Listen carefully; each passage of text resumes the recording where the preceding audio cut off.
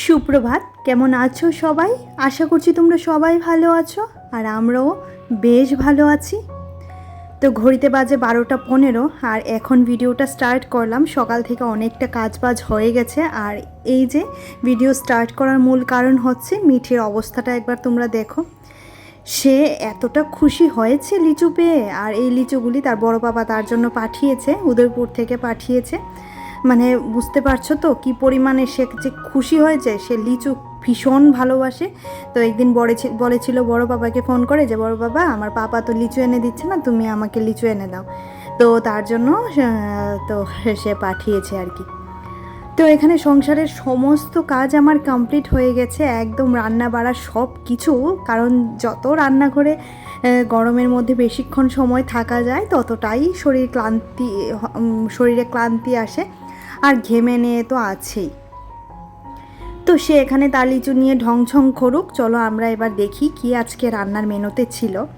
একদম সিম্পল রান্নার মেনু, তার মধ্যে ছিল বেশ অনেকগুলি আলু ভাজা, আর এখানে শসা পেঁয়াজ, আর এই যে আম দিয়ে টকের ডাল করেছিলাম, আর মাছের কালিয়া ছিল, এটা একদম হালকা তেল মশলা দিয়ে। তো এরপর তোমাদের সাথে আর কিছু শেয়ার করা হয়নি, সোজা চলে গেছিলাম সন্ধ্যাবেলা। তো গুড ইভিনিং ফ্রেন্ডস।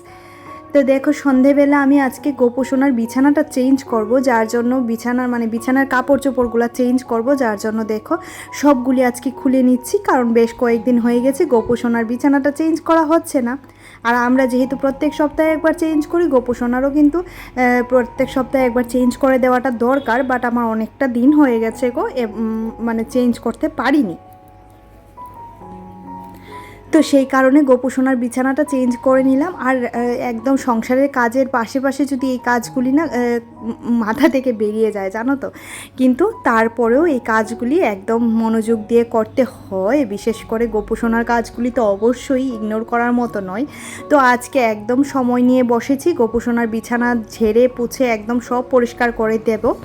আর এই বিছানাটা আমার খুব শখের, আর যখনই ছোট বাচ্চারা আসে না ভাবে এই বিছানাতে ঘুমিয়ে পড়বে, জানো তো বিছানাটা এতটাই সুন্দর গোপোষণার।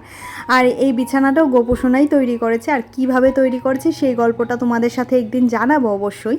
আর এই যে এবার বেড কভারটা পাল্টিয়ে দিলাম, আর একদম বিছানা ঝেড়ে পুছে দিয়েছি। এবার বেড কভারটা সেট করে ফাইনাল লুক বিছানার তোমাদেরকে অবশ্যই দেখাবো। তারপর বলো আমার গোপোষণার বিছানাটা কেমন হয়েছে। এই দেখো বিছানার ফাইনাল লুক, তো খুব সুন্দর হয়েছে না? হ্যাঁ, ভীষণ ভালো লাগছে কিন্তু। আর আমারই অনেক সময় ইচ্ছে করে এখানে গিয়ে বসে পড়ি, বাট এতটাই ছোট না, খুব সুন্দর লাগে। তো এবারে ওর মুখটা একটু মুছে দিচ্ছি ওগুরু দিয়ে, আজকে একটু জল দিয়ে মুছেছি, ওগুরু দিয়ে মুছাইনি।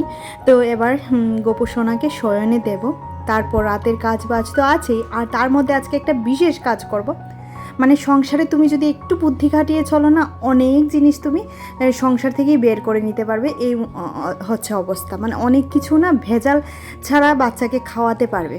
তো সেই কারণে আমি এই কাজটা প্রায়শই করে থাকি, তোমাদের সাথে একবার শেয়ার করেছি, ভাবলাম আজকে আরও একবার একটু শেয়ার করে নেব। তো এখানে দেখো আমার সোনা বাবা ঘুমিয়ে পড়েছে না, তো ওনার বাসিটাও পাশে দিয়ে দিয়েছি, আর একটু হাত বুলিয়ে দিচ্ছি যাতে ঘুমটা তাড়াতাড়ি চলে আসে। আর একদম কিছু গায়ে দিইনি, শুধু একটা প্যান্ট পরে ঘুম পাড়িয়ে দিয়েছি। আর এখানে মা চাটা করে নিয়ে এসেছিলো, ভীষণ গরমে না মাথা ফাতা একদম ধরে গেছিলো। তো যতবার সিঁদুর দিচ্ছি ততবার সিঁদুর গলে গলে পড়ে যাচ্ছে জানো তো, আর এতবার ঘাম হচ্ছে কি বলবো, সিঁদুর টিঁদুর দিয়ে রাখাই যাচ্ছে না। আর এখানে চাটা খাচ্ছি, আর মিঠির পাপার সাথে কি নিয়ে জানি একটু ঝামেলা বেঁধেছিল, তো একটু কথা বলছিলাম। তো এই হচ্ছে অবস্থা। তো সংসারে সবাই থাকতে গেলে একটু কথা তো হয়, আর যখন একা একা থাকি তখন মনমরা হয়ে থাকি, তখন আর কোনো কথাবার্তাই সেরকম করে হয় না, কার সাথেই বলবো বলো। তো রান্নাঘরে চলে এসেছি সেই বিশেষ কাজটা করার জন্য। আর এটা হচ্ছে দুধের সর, প্রায় 1 মাস জমিয়েছি। আর ছেলেটা এখন দুধটা খুব একটা বেশি ভালো দিচ্ছে না, যার জন্য সরটাও বেশি করে জমাতে পারছি না। তো এটাকে মিক্সিতে নিয়ে নেব, নিয়ে এটার বাটারটা বের করে তারপর এটা থেকে ঘি করব। বুঝতেই তো পারছো, সংসারের কাজের চাপে এই সব কিছু দেখবে অনেক সময় মাথা থেকে মিস হয়ে যায়, কিন্তু এটা কখনোই আমি মিস করি না। কারণ মিঠিকে একটু ঘিটা অন্তত একটু ফ্রেশ খাওয়ানোর চেষ্টা করি, কারণ আমার মেয়ে ঘি প্রচণ্ড ভালোবাসে। আর বাচ্চাদের নাকি একটু ঘি দেওয়াটা ভালো, তার জন্য আমি ঘিটা ও ছোটো থেকেই আমি ঘিটা ঘরেই বানাই। খুব বেশি ঘি আমার কেনা হয় না, অনেক সময় কিনতে হয় যখন কোনো পোলাও ফোলাও রান্না করা হয়, তখন মিঠির পাপা বলে ফ্রেশ ঘিটা দিও না, ওকেই খাইয়ে দিও, আর আমাদের জন্য বাইরে থেকে একটু ঘি নিয়ে আসি। তো এই কারণে দেখো এবার এখানে ঘি মানে বাটারটা আমার হয়ে যাচ্ছে। আর আগে না এই প্রসেসটা জানতাম না, জানো তো। একদিন মিঠির পাপা আমাকে ইউটিউবে একটা ভিডিও শেয়ার করেছে যে দেখো ঘি তোলা কতটাই সোজা। আর আগে না আমি একদম ওই যে ডাল ঘুটনি আছে না, সেটা দিয়ে করতাম, আর আমার না প্রচণ্ড অসুবিধা হতো। তো এখন একদম নিমিষেই হয়ে যায়, 10 মিনিট পরিশ্রম করলেই এই কাজটা একদম একদম অনায়াসে হয়ে যায়। আর ঘোলটা দেখো কি সুন্দর হয়েছে, যেটাকে আমরা মাঠা বলে থাকি। আর এখানে খুব ঠান্ডা জলের মধ্যে এবার ভালো করে বাটারটাকে ধুয়ে নেব। খুব বেশি ধুতে হবে না, কারণ বেশি দিনের বাটারটা নয়, যেহেতু 1 মাস হয়েছে মাত্র, তো এত বেশি ভালো করে না ধুলেও চলবে। তারপরেও একটা গন্ধ গন্ধ হয়, তো তার জন্য বাটারটা ভালো করে ধুয়ে নিতে হবে। তো এখানে একটু ঠান্ডা জল দিয়ে ধুয়ে নিলে বেশ ভালো হয়। প্রথম ধোয়াটা আমি ঠান্ডা জল দিয়ে ধোবো, তারপর ট্যাঙ্কির জল দিয়েই ধুয়ে নেব। আর বাটারটাও এই পর্যায়ে তুমি রেখে দিতে পারো যদি বাচ্চাকে কিছু করে দিতে হয়, টিফিন। যদিও বা আমার মেয়ে বাটার থেকে বেশি ঘিটাই প্রেফার করে, ঘিটাই সে খুব ভালোবাসে খেতে, তার জন্য আমি তাকে ঘিটাই দেই। আর বললাম না, এই কাজগুলি যদি টুকিটাকি করে নেওয়া যায় না, তখন খুব ফ্রেশ জিনিস, মানে একটু বুদ্ধি করে চললেই একটু ফ্রেশ জিনিস বাচ্চাকে খাওয়ানো যায়। এটা হচ্ছে মানে মূল কথা। তো সেই কারণে এটাকে এবার ভালো করে আবারও ধুয়ে নিচ্ছি। দেখো একটুকু বাটার কিন্তু নষ্ট হবে না, শুধুমাত্র সেই যে জলটা, সেই জলটা পড়ে যাবে। তো এই দেখো অনেক জল আছিল। তো এখানে দেখো এবার বাটারটাকে তোমার জাল দিতে বসিয়ে দিলাম, আর ঘি প্রায় হয়ে আসছে। খুব সুন্দর করে ঘি হয়ে আসছে, খুব বেশি কিন্তু ঘি হয়নি, ছোট্ট একটা নেসকেফির কোটোতে অল্প একটু ঘি হয়েছে। আর এদিকে দেখো আমার অবস্থা, ঘি কি ভাজবো, আমার শরীর থেকে সব তেল মনে হয় বেরিয়ে যাচ্ছে। তো এদিকে আলু সেদ্ধ দিয়ে দিয়েছি ভাতে, আর ঘিয়ের যে নিচের যে চাওয়াটা পড়ে থাকে, আমরা চাওয়াই বলি, তোমরা কী বলো আমরা জানি না, চাশনি, হ্যাঁ ঘিয়ের যে নিচের চাশনিটা পড়ে থাকে, সেটা দিয়ে আলু মাখবো, আর এটা খুবই ভালো লাগে। তো ঘিটা ঠান্ডা হতে হতে এদিকে দেখো চলে এলাম ছাদে গাছগুলোতে জল দিতে। আজকে বিকেলে আসতে পারিনি গো, একটু ঘুমিয়েছিলাম, কারণ রাত্রে একটু দেরি হয়ে যায় ঘুমোতে, যেহেতু এডিটিংটা কমপ্লিট করে ঘুমোতে হয়, তার জন্য রাত্রটা অনেকটাই দেরি হয়ে যায়, যার কারণে খুব তাড়াতাড়ি ঘুমিয়ে পড়া তো আর হয় না যে তাড়াতাড়ি উঠে পড়বো। তার জন্য তাড়াতাড়ি তো উঠতে হয়, বাচ্চার স্কুল থাকে, তার কারণে তো তাড়াতাড়ি উঠতে হয়, তাই না? তারপরেও মানে একটু নিজেকে সময় দেওয়া, বিকেলবেলাটা আর ইচ্ছে করে না। তখন মনে হয় না সারাদিনের কাজের পরে যখন তুমি একদম এসির ঘরে গিয়ে ঢুকবে না, তখন আর ইচ্ছে করে না সেই ঠান্ডা ঘর থেকে বেরিয়ে গরমে কাজগুলো করা। কিন্তু তারপরেও কাজ তো, সংসারের কাজ তো করতেই হবে। তো কাজের চাপে অনেক সময় নিজের কথাই ভুলে যাই, কিন্তু সেটা করলে একদমই হয় না। নিজের জন্য সময়টা অবশ্যই বের করতে হয়।